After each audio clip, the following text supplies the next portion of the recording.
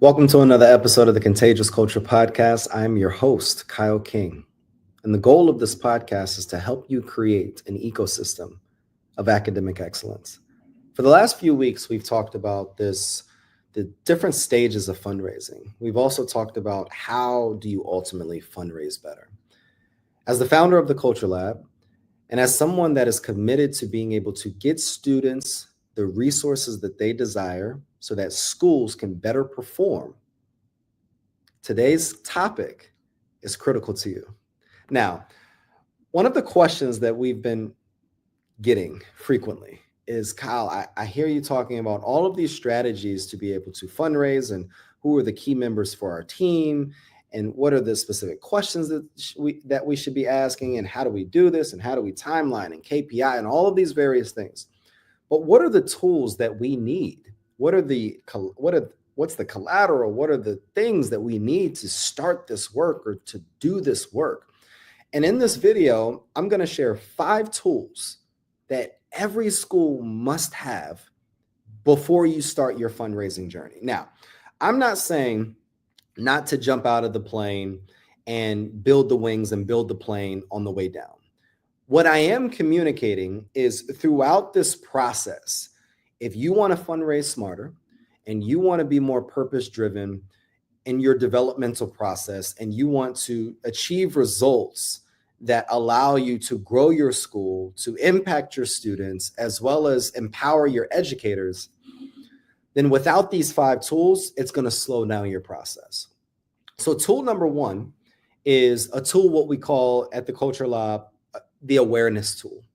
Now, the goal of the awareness tool is simply to help your donors know you exist and understand what the school is all about.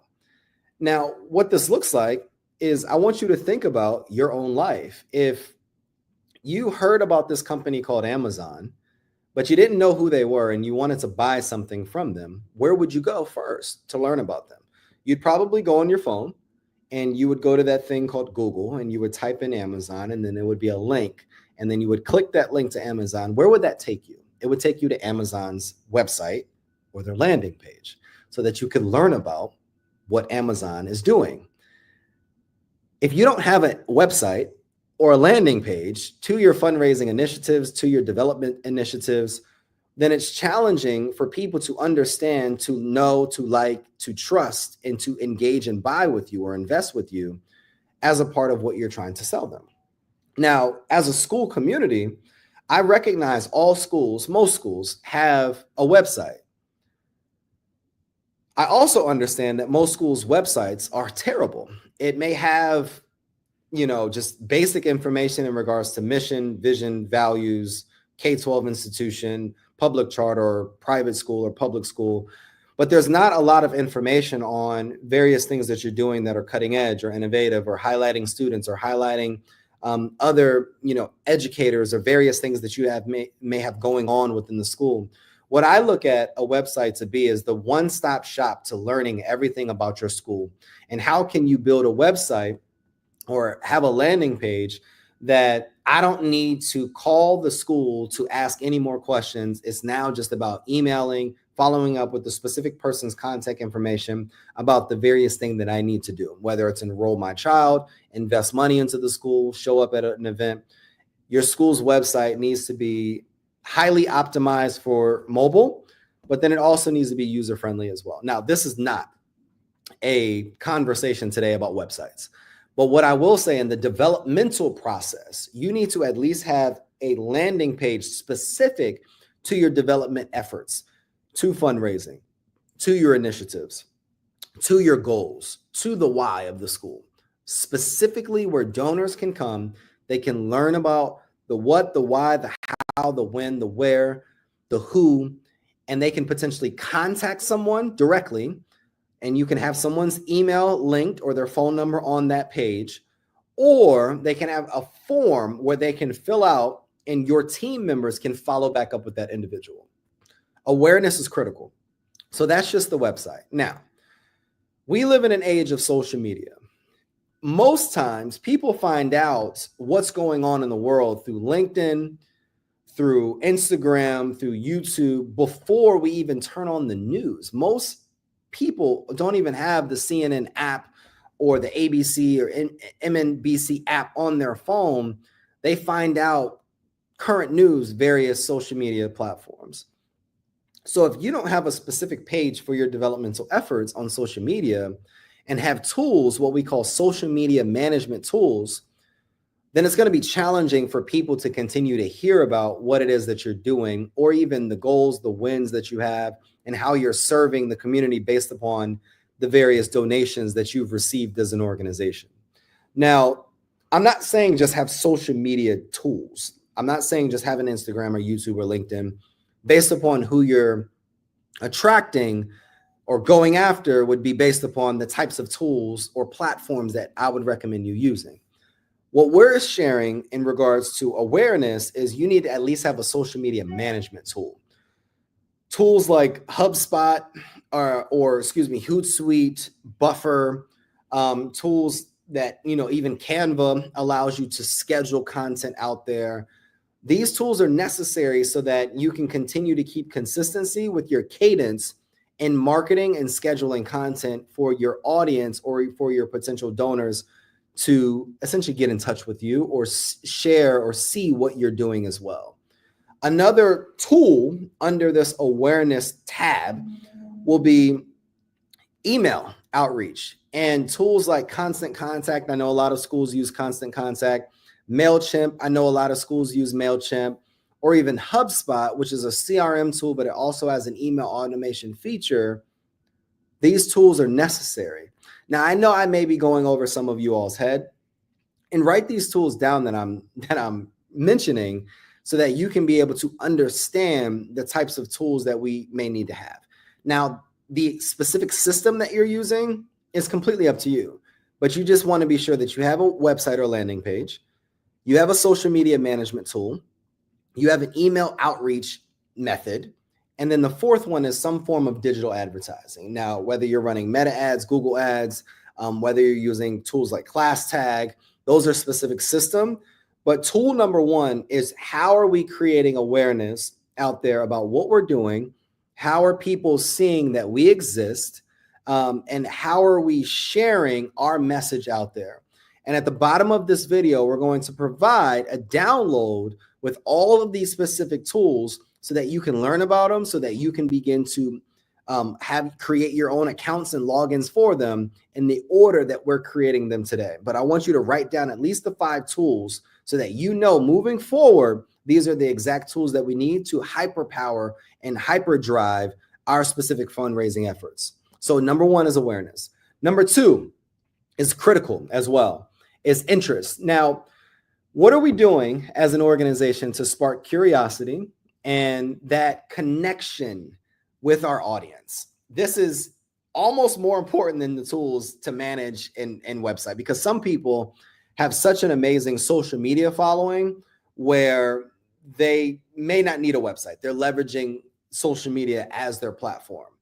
Now, the reason that we recognize or even recognize the importance or recommend having your own website and not just leveraging social media so that you can own your network. And what I mean by that, if Instagram and all these tools just shut down for the day, how will we still get in contact with our people? And this leads us to interest. You need to have change of language.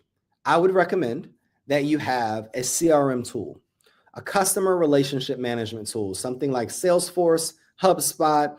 ActiveCampaign is a blend between email outreach and CRM tool. You have Keep by Infusionsoft. You have a lot of tools out there, or even the tools that you may use as a school. The question of this is, how are we continuing follow-up with our specific audience that are interested in what we are doing? Now that we've created awareness, now they know we exist, the next stage is interest. How are we continuing to build that connection with our audience? The second tool under this one is inquiry forms. So something like a Typeform, Google Forms, anything that is going to help them, similar to what I talked about on the website, anything that they can share their interest in what we're doing, and they can type in, hey, I want to donate to this cause, or I care about, I can benefit in this way. Maybe it's I can't give, corporate giving, but I can donate $1,000 or my specific time, or, hey, I want to give, these specific in-kind donations. What can we do to inquire what our donors want and need from us as well? All right. Number 3 is some form of a virtual hosting platform. Now, we've tried this at various schools that I've worked with, and it requires one, quality, as well as additional equipment, such as camera equipment. But we live in the day and the age that you can get a tripod, you can get your phone, and you could do a virtual tour of the school. Now, I prefer in-person community partner open house events, and I've seen that to be much more effective than virtual touring or virtual community open houses. Now, what a community partner open house is what it sounds like. It's an opportunity for various professionals and people that you engage with in the community, or people that you want to get to know your school, and invite them in the school, whether on a monthly or bi-monthly basis. What I would recommend is you locate various restaurants in your general area, and you have them donate food to this event, and then bring one of their leaders or one of their representatives from that restaurant to the event, and you say, thanks to this person, this is the person that donated the food. Want to be able to extend the opportunity for all of us to be able to benefit that organization so that it's mutually beneficial. Schools get free stuff all the time, but if you find ways to make it a benefit for the free things that you are receiving, then that will allow you to continue that relationship with that restaurant or with that small business as well. All right. So you want to be able to have something that you can host people, whether it's virtually or in person. I prefer in person, but there's also opportunities for virtual hosting as well. Now, when we think of events, now that we're talking about community partner open houses, one of the things that we use, one of the tools that we use is LinkedIn events. We use Facebook events to be able to showcase and show people that what we're doing. But another tool that we leveraged, which I absolutely loved personally, is Eventbrite. You have Eventbrite, you have Calendly, you have Airtable, and these can be event management platforms that can show first name, last name, email, phone number, how much people paid, did they show up, did they not show up. You could have name tags when people come. You want to be able to have a tool as a part of the interest tab that you're managing people's contacts so that you can also send follow-ups as well. All right. So that is interest. So the first tool is awareness. The second tool is interest. It's this opportunity to spark curiosity and build an emotional connection. And again, all of this, if you click below, if you pause the episode, click below, there's a downloadable that will allow you to download all these tools. And if you want additional questions answered, then in that downloadable, there will be a direct link to schedule a call with my team, and we'll be able to navigate these questions for you completely free of charge. We want to be able to provide you with as many resources as you can to be able to power up your fundraising efforts. All right. Tool number 3, engagement. Write that down. Write that down. If you're in the chat, if you're in the comment section, put engagement in the comment section if you've gotten to this part of the video for me. Now, when we think of engagement, this allows us to help other people, our donors, see how we're making an impact and how involved we actually are. One of the challenges that I've noticed over the years with people in general, outside of the development process, is that oftentimes we will be quick to do the work to receive something, but either A, we don't showcase what we've received, or B, we don't send a thank you and continue that follow-up process. One of our previous videos that we've talked about in our episode, we talked about the importance of advancing relationships forward. When someone is engaging with you, you want to be able to thank them and have tools that you can manage the communication so that they can see that you're doing good work in the community with the support that they've provided, or they're still on the fence with engaging with you. But the more and more that you showcase what you're doing and how involved you are in making this change, now people actually want to get on that bus towards transformation as well. And there's 3 systems that I would recommend as a part of this engagement model as well. Number one is you need something that can manage volunteer and donor engagement.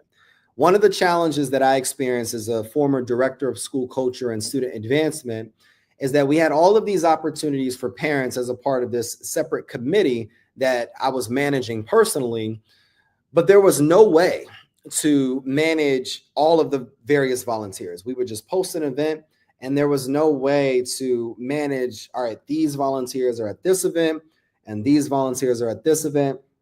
So tools like Sign Up Genius, Bloomerang, tools like Donor Perfect, I wish I would have invested in or had our school invest in so that it could just create a much more exclusive, but just a better experience, an experience that these people deserved, whether people that were investing in our school or even people that were engaging and volunteering, whether it was parents or even community members. You want to be able to think of it like this. You don't want to just have people come into your school, investing in your school, donating to your school. You want to be able to also provide them a positive experience and engaging with your school as well. So a donor or volunteer engagement tool, it will be just necessary for you to be able to have. Now, again, email campaigning is super important, communicating the message, communicating what's going on. Tools like MailChimp, again, Active Campaign. There's a lot of tools out there. I'm sure you're a school leader, so I'm sure whatever tool you're using to communicate internally, there's probably an external feature that allows you to, externally communicate with donors or other people as well. What I would recommend is when people come into your network, have a specific tag or grouping for these individuals that are interested so that you could be able to move them through the process and kind of see where they are in the deal stage process as well. All right. And that moves us to tool number 4. Put a 4 in the comment section if you are still with me. Put a 4 in the comment section if you are still with me. Number 4 is investment. Investment tools, I believe, are most important from a financial sense. But in the grand scheme of things, if you don't have the first 3 tools, it's going to be hard for you to even best utilize investment tools and platforms. When I was working in the office of giving and engagement when I was in college, it's taking it way back. I had the opportunity of being mentored by Archie Tucker. He was an amazing man back then, and Wendy Kobler at Alabama A&M University. And one of the tools that I found out back then was a tool called Every Action. And it's a major gift and proposal management tool that allows people to build trust and have ownership of their process. So you have platforms like Donor Perfect, Donor Choose, but platforms like Every Action, even platforms like Salesforce for nonprofits, Salesforce NSP, are also great platforms that you can leverage that major colleges and universities are using to be able to track where your donors are as a part of this process. Okay. Now, what I would recommend, if there's specific fundraising initiatives, let's say you're fundraising $20,000 for a library or $1 million for a football stadium, then I would recommend certain fundraising pages. So you have your development website that we talked about earlier in awareness, but then you can also have separate pages that are for specific initiatives that you can link in email campaigns through using Active Campaign or one of these email campaign websites. Okay. The importance of that and what are specific systems out there are, you have GiveButter, which is a tool that everyone uses. You have DonorBox, you have Classy. You have a lot of tools out there and systems that you can leverage to isolate what people are learning about and what people are giving to. Okay. So we had the opportunity of connecting and working with this organization out of North Carolina called Crittenton. It's an organization, a nonprofit organization that helps young women that were either experienced domestic abuse, violence, or battery, that were also pregnant as well. And there were specific giving campaigns that would lead individuals to that specific page. Now, they also had a fundraising arm as well as a whole development team, but specific initiatives like their Soaring Butterfly campaign would send people to a specific landing page for that specific initiative. I would recommend that with your school. If you're leading specific initiatives, then have it sent to specific pages. All right. Hopefully, I'm not going over anyone's head. If you have any questions, put them in the comment section. And again, there's going to be a downloadable tool that you'll be able to leverage. All right. Now, the fifth and final tool that I would recommend is advocacy. This is the overall major goal, obviously, of this tool is to empower people to advocate, to market, to share your message, to bring other people in the fold, in a sense. Now, when we're looking at advocacy, what I look at this as is three subtopics: is story, testimonial, and volunteer coordination. Story, testimonial, and volunteer coordination. Okay. I've done all three of these things, but I want to be able to provide you systems for these things as well. And again, download the tool, schedule a call, and we want to be able to audit where you are and what tools that you don't have, and be able to provide you some strategy so that you can be able to have every tool that you need, or even may be able to minimize some of these tools and superpower what you're already doing as an organization. Why I say story.